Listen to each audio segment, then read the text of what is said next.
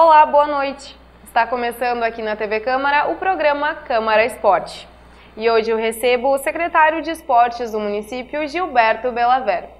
Boa noite, Giba. Muito obrigada por ter aceito o nosso convite. Obrigado, Tayane.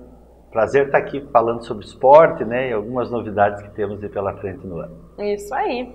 Hoje a gente vai falar do Funesporte, né, e de diferentes iniciativas para o esporte da nossa cidade. Vou começar te perguntando sobre o Funesporte, que recentemente saiu um anúncio de R$750 mil que serão destinados aqui para o município de Passo Fundo. Mas antes eu quero que você nos conte como que funciona e o que é o Funesporte. Olha, Tayane, a ideia do Funesporte, nós sempre tivemos um gargalo muito grande dentro do esporte da cidade, né? Esse gargalo é no seguinte sentido: as pessoas, os esportistas, né, gestores de esporte, enfim, toda aquela massa, aquela área esportiva que chegava na secretaria, né, dizendo secretário, chegava no gabinete do prefeito, tem uma equipe, vou representar Passo Fundo num determinado campeonato, numa determinada cidade, e gostaria de um aporte, né, de um apoio da prefeitura. E nós nunca tínhamos uma lei específica para isso. Então, literalmente, os esportistas eles passaram por muitos anos, né, tentando de alguma forma apoio público, mas os nossos apoios eram, daqui um pouco, um auxílio numa determinada área, quando tinha essa rúbrica para fazer de um aporte no transporte, daqui um pouco um material esportivo, mas não era um apoio sistemático, né? Então, desde o ano passado, quando o prefeito Pedro determinou que nós mudássemos essa página ruim do esporte, né? Porque a Secretaria de Esportes ela promove os seus eventos esportivos, que é uma das áreas, né, da Secretaria, uma das responsabilidades da Secretaria, a promoção de eventos para a comunidade, mas esse gargalo nós ainda tínhamos. Então nós montamos a ideia do Fundo Municipal. O Fundo Municipal de uma forma muito simples para quem está lá na ponta, né? O que é essa forma simples? Forma que os gestores, todo mundo dentro dessas áreas esportivas, eles montam um projeto, basicamente é isso, montam um projeto esportivo, esse projeto esportivo é analisado, avaliado, isso é importante ser dito, depois a gente pode entrar mais nesse aspecto, e a partir da contemplação, tanto pessoa jurídica quanto pessoa física na determinada área contemplada, o recurso cai direto na conta do contemplado. Com isso ele pode gerir esse recurso para várias outras áreas dentro do projeto que foi contemplado, que vai desde a gestão do transporte, ele pode usar essa verba para transporte, alimentação, custo de inscrição de competição, compra de material, né? Então nós tentamos abrir o leque o máximo que nós poderíamos dentro obviamente, do respeito jurídico de tudo isso. Em 2022 nós tivemos o primeiro edital, né? Ainda de uma forma mais genérica, nós abrimos para 5 áreas esportivas, né, R$500 mil. E esse ano o prefeito Pedro autorizou esse aporte de 750 mil e, consequentemente, nós abrimos para 9 áreas esportivas. Essas 9 áreas esportivas, creio eu, que vai ser um grande guarda-chuva que penso que nenhuma área dentro do esporte vai ficar fora.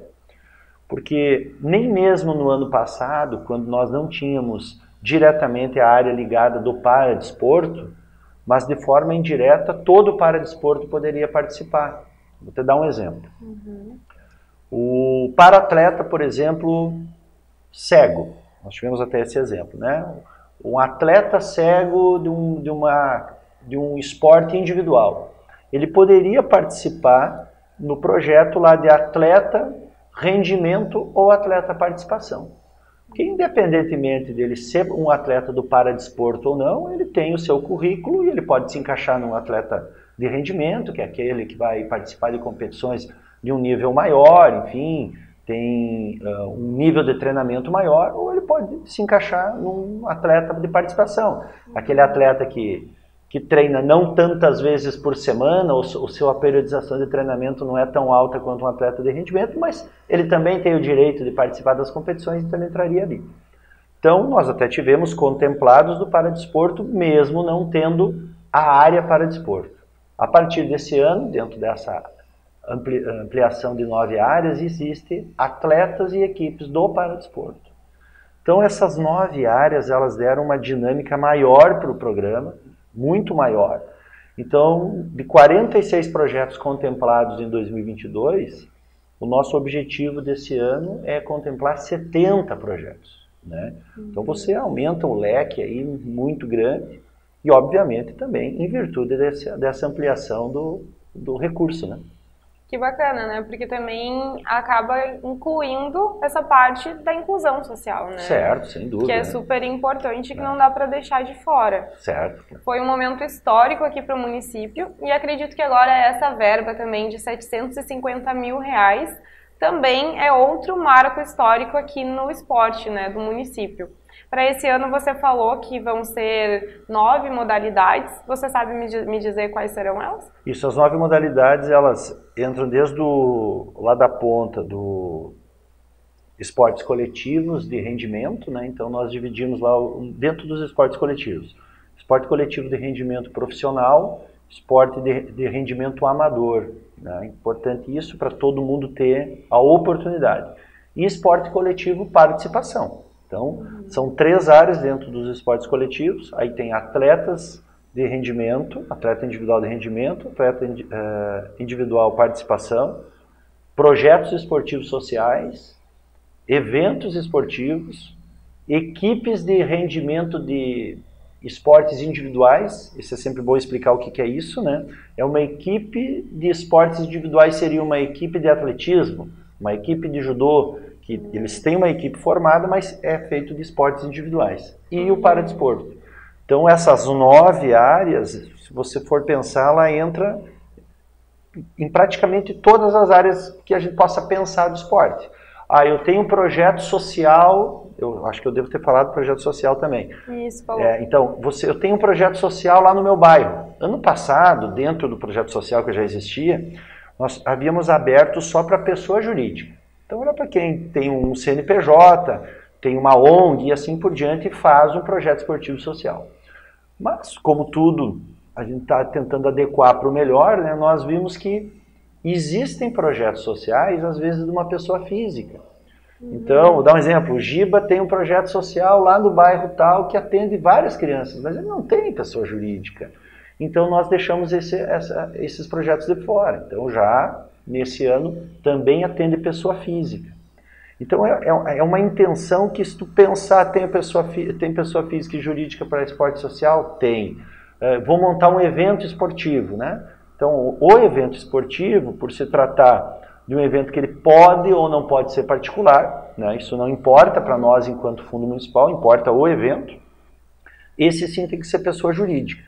Então, o que entra pessoa física e pessoa jurídica nas 9 áreas?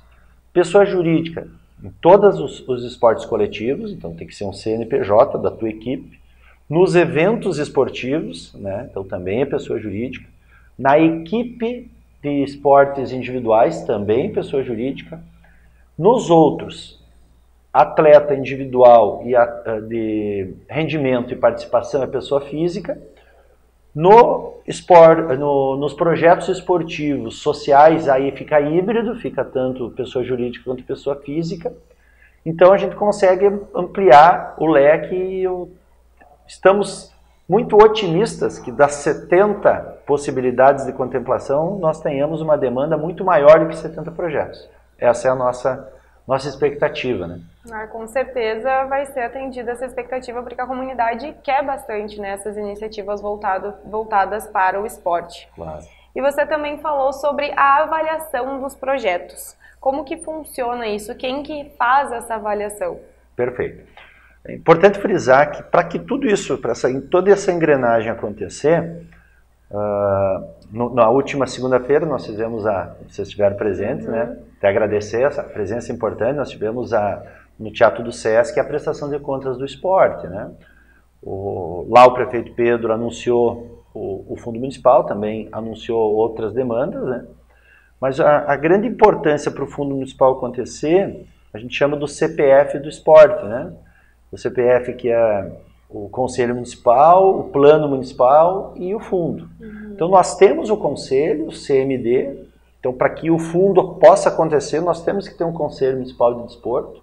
Isso seria para arrecadar o valor também? Não necessariamente. O Conselho, ele é um conselho consultivo, ele não é um conselho deliberativo. Ele não delibera uma lei, mas nós, quando fizemos uma lei, quando fizemos a intenção do Fundo Municipal, nós passamos, nós secretaria, nós executivo, prefeitura, nós passamos as demandas para o conselho, também ouvimos as demandas do conselho, e através, por exemplo, do fundo, montamos o termo de referência do fundo, né? São 9 áreas divididas, os 750 mil, e apresentamos para o CMD. Na reunião do CMD, né, nós ouvimos as demandas do CMD e existe a aprovação do CMD para aquela ideia do Fundo Municipal. Então, o Fundo Municipal ele não pode existir sendo só vindo de cima para baixo, é esse o fundo. Não, nós ouvimos quem é o ente interessado no processo, que é o esportista. Como a gente não pode ouvir todos os esportistas da cidade, nós ouvimos quem fala pelo esportista, que é o Conselho Municipal. E aí vem o meu abraço ao presidente Guerto, né, que é o presidente do CMD, e toda a equipe do CMD, porque eu já participei enquanto esportista, eu sempre faço essa mecânica, né, eu já estive no lado de lá do balcão, né? E ainda estou no meio do esporte, enfim, né? Mas eu já estive no lado de lá e já participei de conselhos municipais. E esse conselho tem uma característica diferente. Esse conselho tem a característica de olhar o esporte como um todo, né? O conselho ele não está olhando para o próprio umbigo, ele não está olhando somente para... Obviamente nós temos 8 entidades não governamentais, que são os esportistas, né? E os 8 membros governamentais que fazem parte do governo de várias secretarias. E esses 8 membros não governamentais são de várias áreas dentro do esporte. Então, antigamente, por exemplo, eu vou dar o meu exemplo, né? Vou dar um exemplo, né? Não é o meu exemplo. Eu sou do vôlei, né? Então, se eu fosse parte do conselho, eu ia lá falar no Conselho Municipal e ia falar só para o vôlei. Não. Então nós temos pessoas ligadas ao vôlei lá, ligadas ao ciclismo, ligadas ao atletismo, várias áreas que estão falando a mesma língua, o esporte. Então a gente conseguiu horizontalizar as ideias e com isso o plano, o fundo municipal, ele passa mais rápido e mais fácil pelas reuniões do CMD. Ao contrário de outros conselhos, né, que não tinham tanta essa... abertura, pode-se dizer, e esse entendimento que a gente não adianta pensar só no teu, né? Tu tem que pensar no contexto.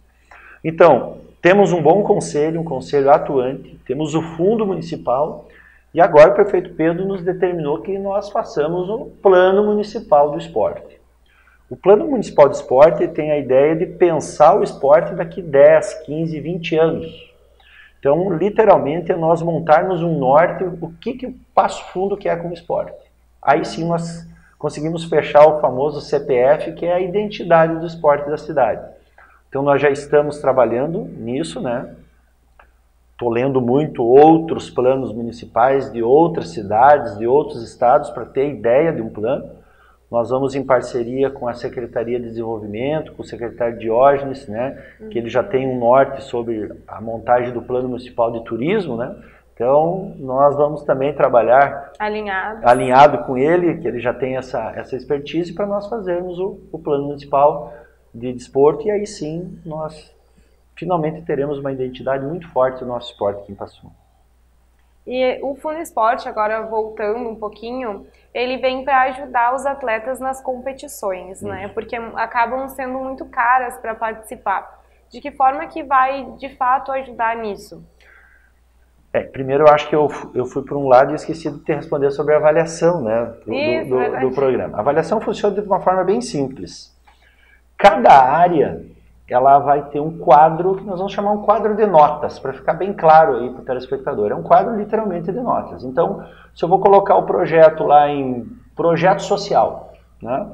Então, tem vários itens lá no quadro de notas de projeto social, que vai desde há quanto tempo eu tenho a minha entidade, ou há quanto tempo eu, pessoa física, trabalho com o projeto social. Se esse projeto social atende quantas crianças.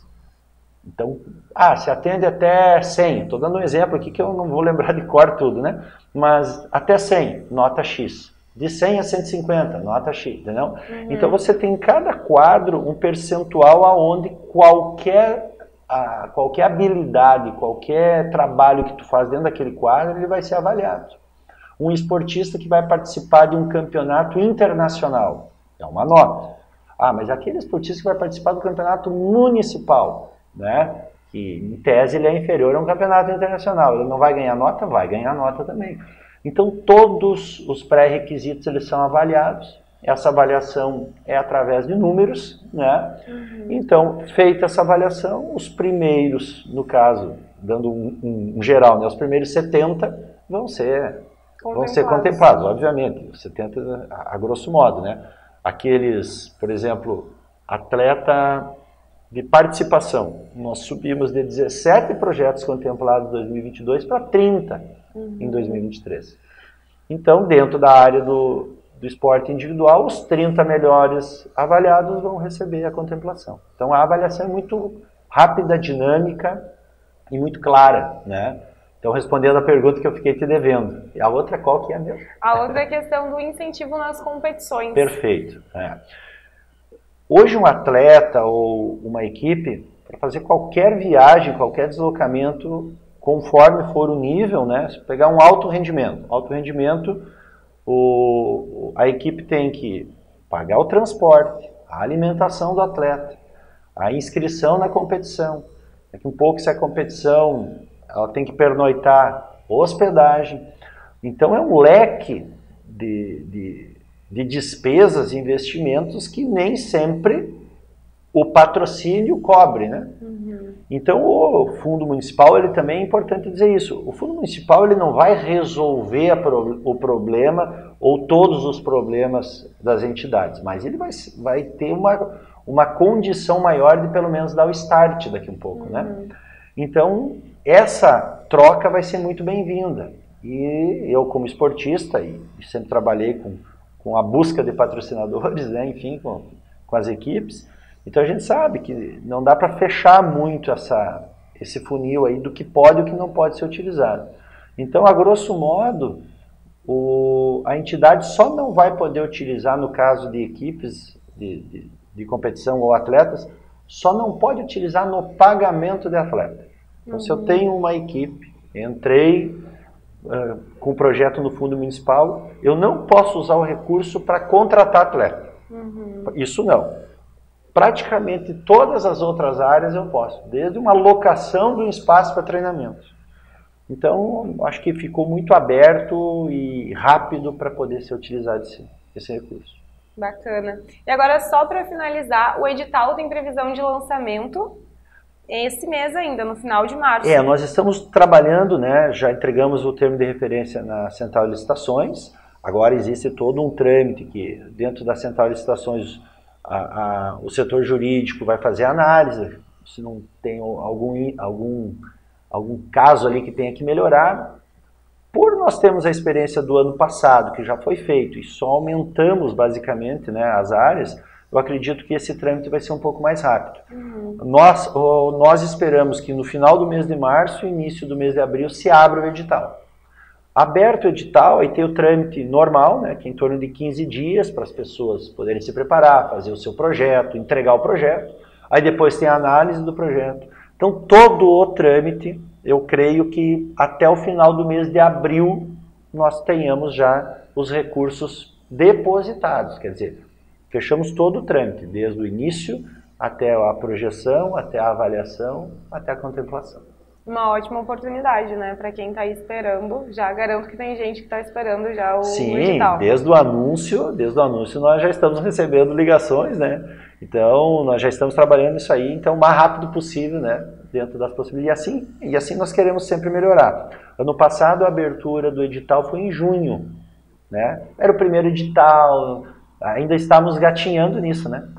Já estamos adiantando. A nossa intenção para o ano que vem é adiantar mais ainda, porque sabemos que o calendário esportivo, geralmente ali, final de fevereiro, inicia, né? Vai até dezembro. Então, se nós conseguirmos, aos poucos, fechar isso de março a dezembro, é o nosso objetivo. Show! Agora nós vamos para um rápido intervalo e no segundo bloco a gente segue acompanhando as demais ações da Secretaria de Esportes. Nós já voltamos.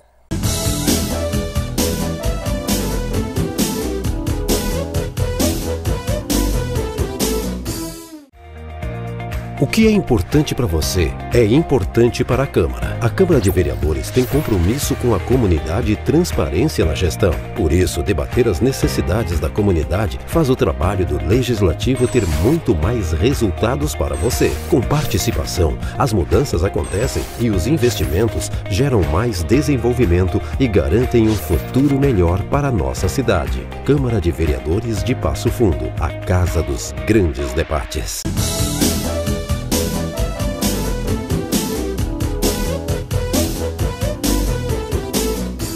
Estamos de volta com o programa Câmara Esporte. Hoje recebemos aqui no estúdio da TV Câmara o secretário de Esportes do município, Gilberto Belaver. Giba, no primeiro bloco nós falamos sobre o Funesporte e agora nós vamos falar sobre outras ações da secretaria. Por exemplo, ali na prestação de contas que foi feita recentemente, você falou do calendário de 2022 que foi preenchido por competições municipais. Pode contar um pouquinho pra gente dessas competições, né, de como foi esse planejamento e quais competições que tiveram mais destaque?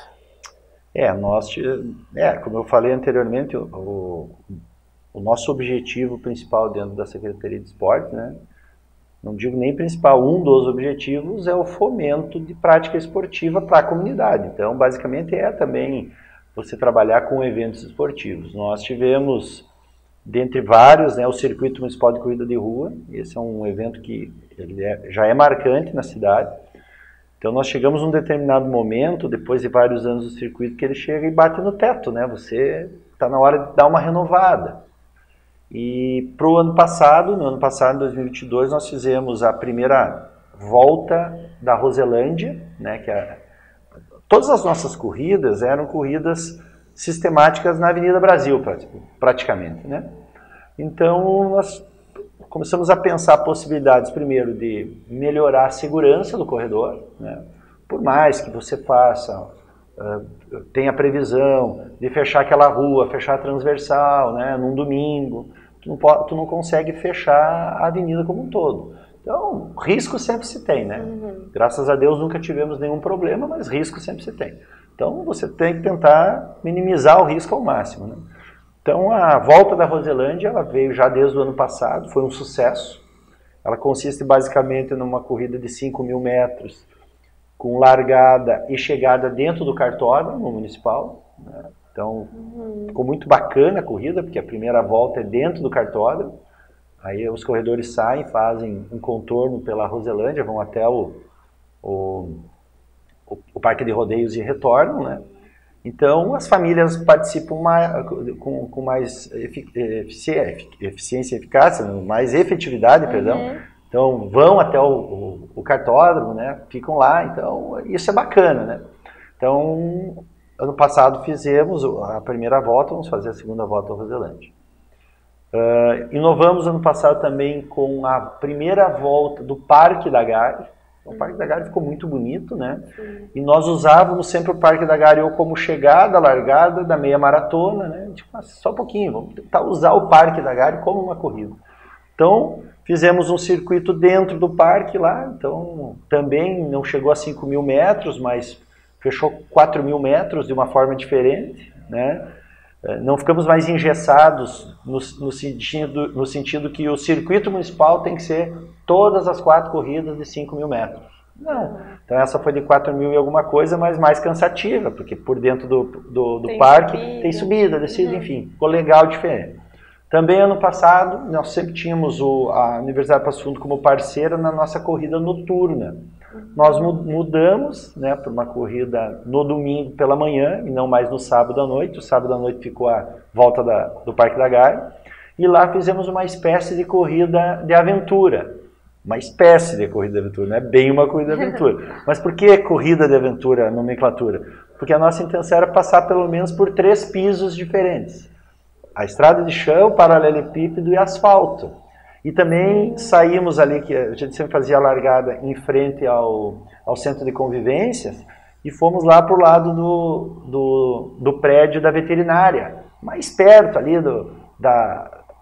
da estrada do trigo, enfim. Então ficou um ambiente muito bacana. Então, essas 3 novas, nós tivemos só feedbacks positivos, né? E mantivemos a tradicional pela Avenida Brasil. Então, com isso, além de nós darmos uma nova roupagem para a corrida, melhorou muito a segurança, até a questão da Secretaria de Segurança, que sempre nos auxilia, né? Diminui também isso, né, para a questão da Secretaria de Segurança. E a nossa meia maratona, essa sim, né, meia maratona já consagrada, elogiada, corredores de outros estados já nos falaram que garantem que é a melhor corrida do sul do Brasil, melhor meia maratona, né? Tivemos uma premiação inédita, R$30 mil em premiação para os corredores. Então queremos esse ano também fazer uma meia maratona que signifique, né, que geralmente a nossa meia maratona ela abre praticamente as comemorações da Semana do Município. Então, falando de corrida, seria a meia maratona. E aí temos o Campeonato de Futebol Amador, né? Futebol Amador, cada ano a gente tenta dar uma roupagem diferente, né? Colocar uma cereja a mais no bolo, né? Então, desde o ano passado, a final do Campeonato Amador da primeira divisão, são 20 equipes. Fizemos um estudo a pedido das equipes, eram 16, subimos para 4 na primeira divisão. Com isso, ao invés de sempre caíam 2 para a segunda divisão e subiam 2 para a primeira, né? Então, com isso, nós abrimos a possibilidade da subida de 4 equipes da segunda para a primeira divisão e, obviamente, queda de 4. Então, tem mais oportunidade para as equipes da segunda divisão, dos bairros, tentarem uma vaga na primeira divisão. Então, 20 equipes. Ano passado, o árbitro da final foi o Leandro Voade, árbitro FIFA, né, que as pessoas veem na TV, né, fazendo arbitragem. E nesse ano foi o árbitro Jean-Pierre também, que é um árbitro CBF. Então, é a nossa maneira, né, de fazer um campeonato atrativo, de fazer um campeonato que valorize as equipes. Não temos premiação em dinheiro, né? Eu acho que o campeonato amador ele tem que ter esse cunho mesmo, é o amador, né? Por mais que a gente sabe do investimento das equipes, mas é aquele investimento para o seu time, né? Para a sua equipe. Outro investimento que às vezes não se vê, né? É a parceria com os 2 clubes da cidade, o Gaúcho e o Passo Fundo. Então, as finais do campeonato do ano passado e desse ano, com o Leandro Voade e com o Jean-Pierre repitando, foi no estádio Vermelhão da Serra. Fizemos a primeira recopa do futebol amador, né? Pelo menos eu não lembro de em outros momentos ter essa recopa, que é o campeão da primeira divisão com o campeão da segunda, fazer a grande festa de quem é o super campeão, né? Fizemos no estádio do Gaúcho e lá fizemos uma super homenagem para o Luiz Freire, né, ex-jogador. E para esse ano, já se tu me permite falar sobre 2023, claro, né? Ontem até fechamos, fiquei em dois momentos lá na secretaria fazendo o convite, porque nós pensamos assim, começar a homenagear as pessoas, né? Então teve essa homenagem para o Luiz Freire na Recopa, vamos começar a fazer essas homenagens pontualmente todos os anos, né? Então nós vamos homenagear na corrida de rua, alguém da corrida de rua, nos nossos campeonatos de vôlei, nos nossos campeonatos de futebol. Então, para esse ano, nós vamos ter 6 homenageados em áreas diferentes. E ontem, chamando as pessoas para ver se eles aceitavam o convite, foi muito emocionante, né? As pessoas falaram, que legal lembrar de mim. Então, o reconhecimento é importante, né? Eu acho que o esporte ele não pode ter memória curta. Isso é uma coisa que eu sinto do esportista, da comunidade, né? A comunidade ela tem que ver o seu esportista e que deixou aquele legado para Passo Fundo, de alguma forma, e nós, enquanto entes, né, públicos, já que nós temos essa possibilidade, a nossa intenção é fazer essas homenagens, principalmente em vida, né? Sim. Homenagear e abraçar as pessoas em vida.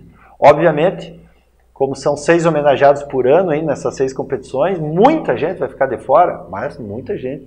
Ano que vem queremos fazer de novo e assim por diante. Criar essa sistemática, até para outras administrações à frente aí manter, né, essa ideia de homenagear as pessoas. Muito legal. Você também estava falando ali, quando você citou da Roselândia, de descentralizar, né? Que acontecia muito na Avenida Brasil e levar para outros bairros. Isso aproxima a comunidade. Perfeito. Quais as outras ações da Secretaria para aproximar a comunidade? Agora, já aproveitando já e falando do programa Academia ao Ar Livre, isso, que aumentou também o leque. Isso, né? Pode falar um pouquinho mais para a gente? Dentro dessa tua pergunta de aproximar, né, eu até posso começar com a Rua do Lazer. Né? Nós fizemos a primeira Rua do Lazer ano passado.